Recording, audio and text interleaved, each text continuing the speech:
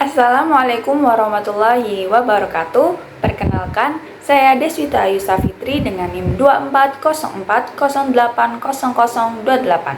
Pada kesempatan kali ini, saya akan menjelaskan mengenai eksperimen Joule dan Joule-Thomson.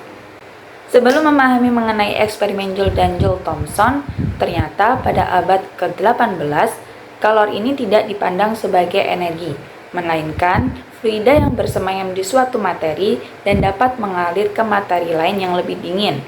Materi panas dianggap mengandung lebih banyak kalor, dan jumlah kalor yang terlibat dalam suatu proses itu juga dianggap tekal, yaitu jumlah kalor yang masuk sama dengan jumlah kalor yang keluar. Kemudian di akhir abad ke-18, Rutherford atau Benjamin Thomson ini melakukan sebuah pengamatan di mana kalor atau panas dalam jumlah yang besar ini dapat dihasilkan dari gesekan dalam sebuah pembuatan lubang meriam. Hal ini tentu saja bertentangan dengan konsep kekekalan kalor dalam suatu proses. Rutherford berargumen bahwa pengamatan ini membuktikan kekeliruan teori kalor sebagai fluida yang jumlahnya kekal.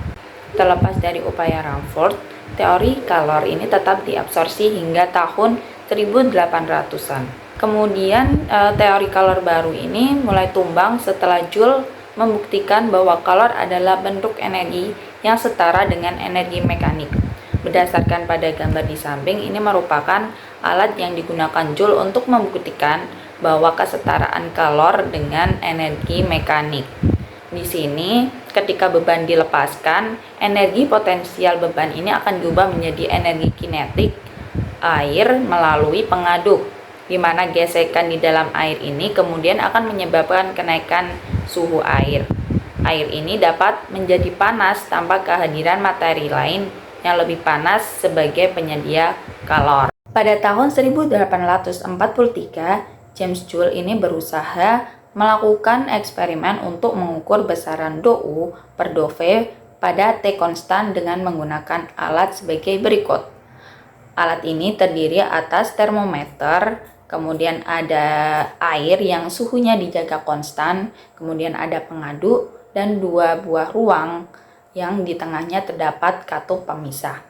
Prinsip kerja pada alat ini yaitu pada saat katup itu dibuka, maka gas yang berada pada ruang sebelah kiri ini akan berekspansi ke ruang sebelah kanan atau ruang vakum.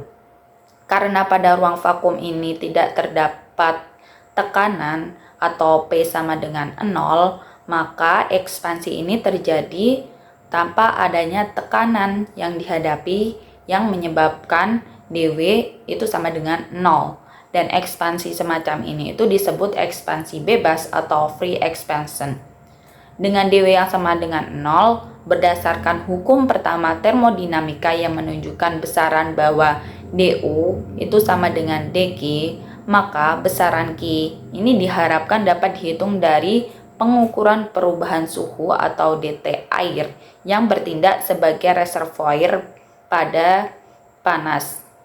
Dari kuantitas Q, kemudian kita dapat menentukan perubahan energi pada dO atau energi dalam ini akibat dari ekspansi gas sebesar dV yang pada akhirnya akan memberikan informasi mengenai dou per dove pada T konstan. Namun sayangnya pada eksperimen ini peralatan yang digunakan ini sangat jauh dari akurat yang disebabkan oleh kapasitas panas air yang besar dan kapasitas gas yang kecil yang menyebabkan efek dari energi yang dilepaskan atau diserap oleh gas terhadap temperatur air ini sangat tidak signifikan. Dan temperatur ini juga menyebabkan termometer tidak memiliki batas yang cukup untuk mengukur perbedaan tersebut. Kemudian terdapat lagi sebuah eksperimen pada tahun 1853 di mana Joule dan William Thomson atau dikenal sebagai Lord Kelvin ini melakukan eksperimen untuk menentukan dot per dou H pada H konstan. Jadi pada eksperimen kali ini menggunakan alat seperti gambar di atas.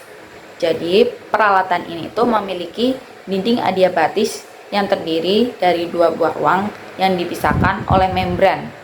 Jadi dua buah ruang ini yaitu ruang di sebelah kiri dan di sebelah kanan. Dan di sebelah kiri ini diisi oleh gas yang bertekanan P1 dan volume V1. Kemudian terdapat tekanan pada piston di sisi kiri dan sisi kanan yang dijaga berturut-turut konstan sebesar P1 dan P2. Kemudian prinsip kerja ini adalah ketika gas yang kemudian ditekan ke kanan secara perlahan sehingga tekanan di kedua buah ruang ini praktis tetap P1 dan P2 selama proses penekanan berlangsung. Proses ini kemudian dilanjutkan sampai semua gas berpindah dari ruang sebelah kiri ke ruang sebelah kanan. Tentunya dalam melakukan percobaan ini terdapat kerja di antara kedua buah ruang. Kerja yang terdapat pada ruang sebelah kiri ini dapat dirumuskan sebagai berikut, yaitu W1 sama dengan integral dari tekanan min P1 terhadap dV dengan batas bawah V1 dan batas atas 0 sama dengan P1 dikali V1. Tanda positif ini menunjukkan bahwa kerja yang dilakukan kepada sistem sebagaimana piston kiri mendorong gas atau sistem. Kemudian kerja yang terjadi pada sebelah kanan ruang itu juga dapat dirumuskan dengan W2 yaitu integral dari min P2 terhadap dV dengan batas bawah 0 dan batas atas V2 itu sama dengan negatif P2 dikali V2. Tanda negatif ini menunjukkan bahwa kerja dilakukan oleh sistem, yaitu gas yang mendorong piston ke kanan. Kemudian total dari kerja yang terjadi ini merupakan penjumlahan dari kedua ruang tersebut, yaitu W total sama dengan W1 ditambah W2 atau sama dengan P1 V1 minus P2 V2. Kemudian dinding pada sistem ini kan bersifat adiabatis sehingga dq itu sama dengan 0, dan dengan kondisi seperti ini hukum termodinamika yang menunjukkan bahwa du sama dengan dw atau integralnya adalah delta u itu sama dengan v.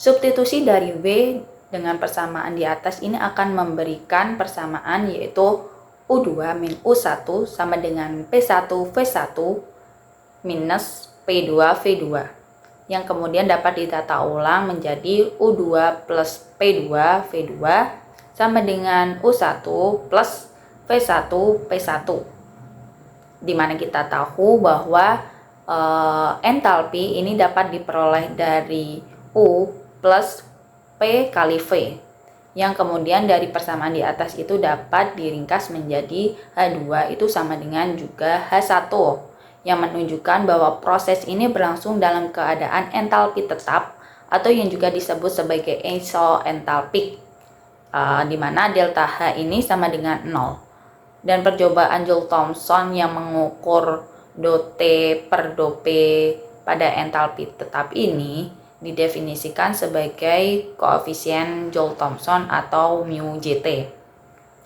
Pada koefisien Joule-Thomson ini juga dapat dihubungkan dengan kuantitas lain yaitu seperti dou H per dou P pada T konstan melalui aturan rantai Euler untuk menghasilkan persamaan yaitu dou H per dou P pada T konstan itu sama dengan min Cp mu Ct.